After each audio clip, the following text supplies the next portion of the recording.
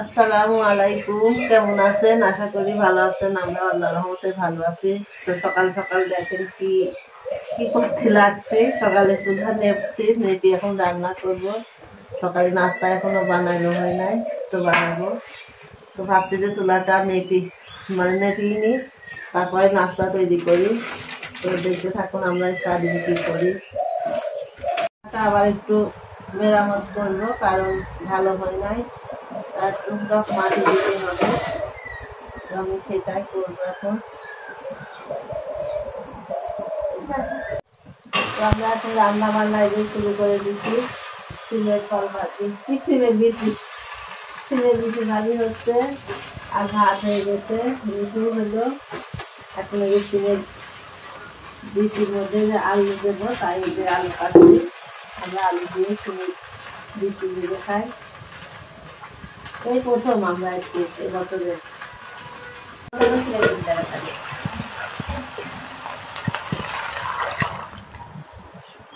বিচিটা এখন আমরা একটু সিদ্ধ করে নেব, তারপরে তেলে দেবো আলু ভেজে। তারপরে দেখতে থাকুন কিভাবে আমরা সিমের বিচিটা ভাজি করি। আপনারা কিভাবে ভাজি করেন অবশ্যই কমেন্ট করে জানাবেন।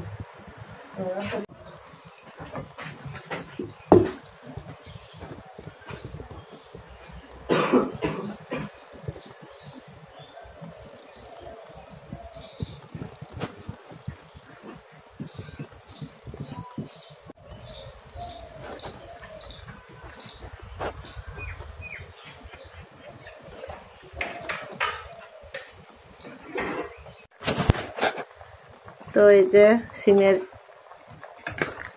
বিচি সিদ্ধ হচ্ছে, দেখি একটা তুলে সিদ্ধ হলো কিনা। সিদ্ধ হয়ে গেছে, আমি এবার নামাই ফেলবো।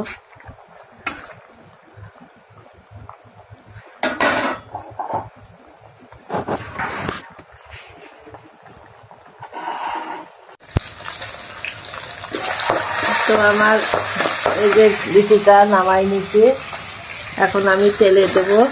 তার জন্য আমি পেঁয়াজ আর মরিচ আর একটু রসুন দিয়েছি।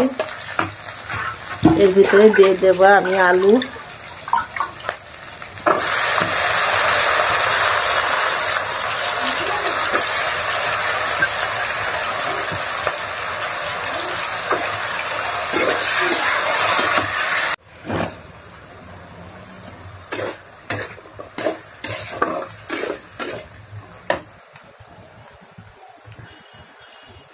আসলে নাফা মোছা করলে অনেক সুন্দর লাগে। আগে আমার মারা বলতো, নেপলে মুছলে ঘর, কামালে কুমলে বর। এটা সুলুক আছে না? ঠিকই। দেখবেন যে কোনো জিনিসই যদি সুন্দর করে মাটির জিনিস নেপলে সুন্দর লাগে, পাকা জিনিস মুছলে সুন্দর লাগে, ঘর দোর গুছালে সুন্দর লাগে, ছেলে মানুষের দাড়ি মাড়ি চুলমুল কাটলে দেখবেন সুন্দর লাগে। ওই জন্য এই সুলুকটা বের হয়েছে যে নেপলে মুছলে ঘর আর কামালে কুমলে বর। আমার দাদিরা দেখতাম এভাবে সুলুক কাটতো আগে। ঠিকই মুছলে কি নেপিছি, দেখেন কি সুন্দর লাগছে চুলার এই ইটা। চুলা নেপলে কিন্তু অনেক জলেও ভালো চুলা।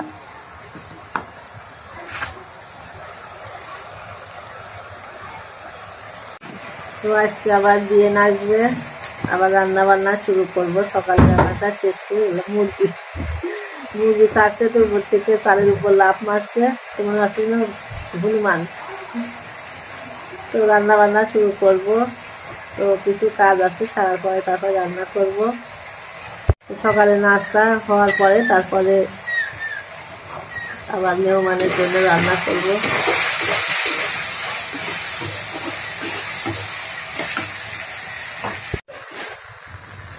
তো আমার এই যে এই বিচিটা ভাজা হয়ে গেছে, আমি এখন নামিয়ে নেব।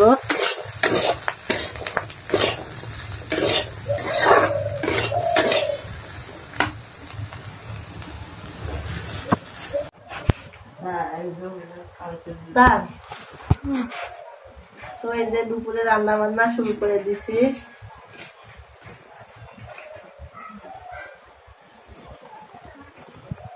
মুরগি রান্না করব, গরুর মাংস দিয়ে বিরিয়ানি বানাবো।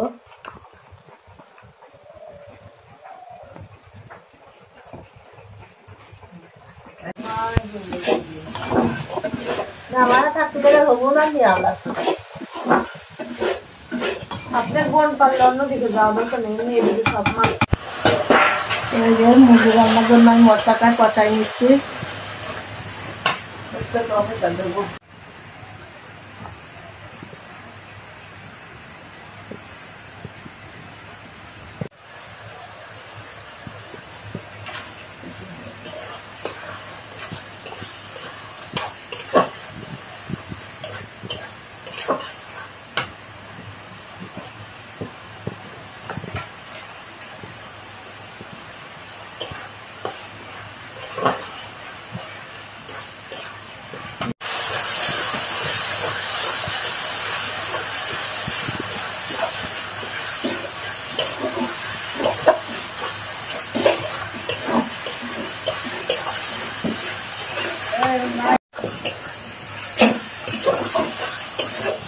কষানো হয়ে গেছে, আমি মুরগিটা দিয়ে দেবো।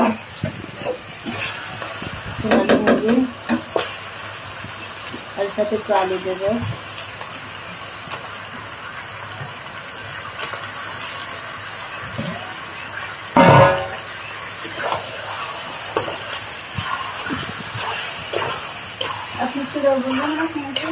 মাছ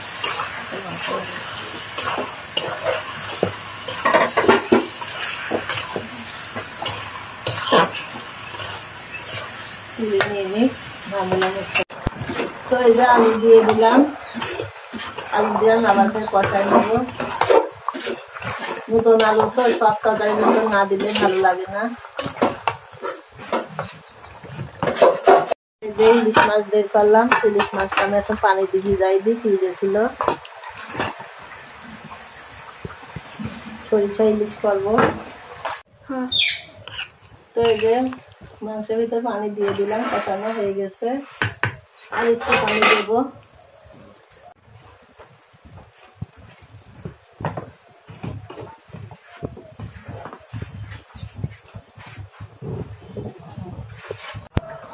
যে আমি মাছটা কেটে নেব সরিষা ইলিশ করার জন্য।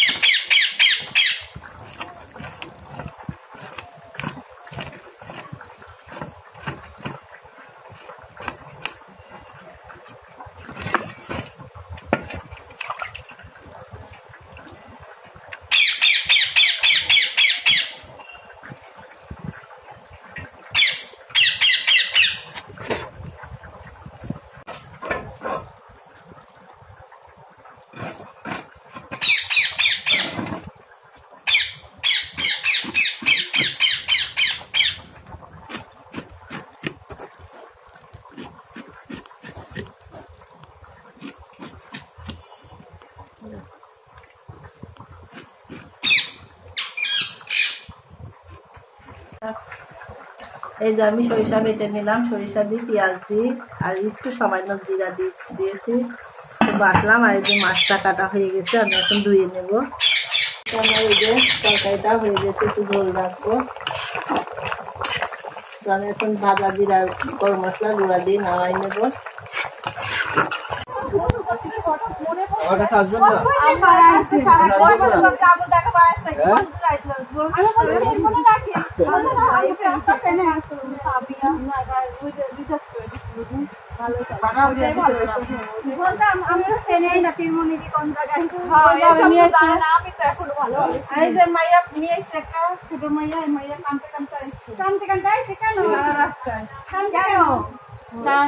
যাতে বিকালে করাই যাও তাহলে আমি একলা যাইতে পারবো না, যাই ঠিক আছে। আমি আরো কান্দে লাগে এসে বললাম যে তার একটু ভালোই হয়েছে। চোখ দিয়ে পানি বের হয়ে যেতেছে আর তোমাকে দিয়ে আসবো। আমার তাবিয়ে থাকবে না তাইলে আর খাওয়ানো লাগছে না ই হইতাছে মসজিদে যে কি জানো স্যার মাহফিল হইবে না আমাদের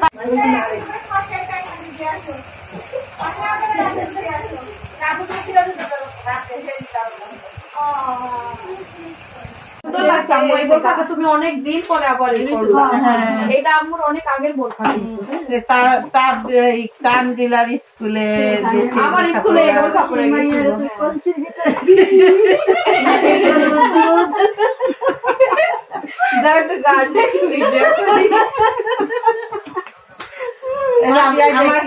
আমার বিয়াইনে বিয়ের লিগা গান গাইতেছে বোরকা পরে আসে ওই জন্য বলছে ওর উপর সেই মাইয়ার একটা বোরকার ভিতর কিনা তুই কি দেখেছিস कुछ भी एंटरटेनमेंट আমরা শুনছিলাম এন্টারটেনমেন্ট के लिए कुछ भी करेगा এই যে আমরা কোন ধরনের হাসি খুশি শুরু হলো হ্যাঁ আমার শাশুড়ির মন খারাপ ছিল বুঝছেন যখন থেকে আমার মাফিলে দেখতে বলো নাকি মাফিলে দেখতে বলো মাফ চাইতে বলবে সে বেশি আল্লাহর কাছে মাফ চাইতে বলবে মাফি বললে মুহূর্তে চাইতে হয় আমাকে একজনে কমেন্ট করছে যে আপনি আগে আল্লাহর কাছে আগে আল্লাহ আপনি মাফ চান তাহলে আমি বলছি আমি কার কাছে মাফ চাইতে তাহলে আমি বলছি কার কাছে মাফ চান আপনার কাছে চান না আল্লাহর কাছে চান যে কোনো একজন আহেন তাই তো ঠিকই তো এনে যে প্রতিদিন না করে আপনার সামনে আহেন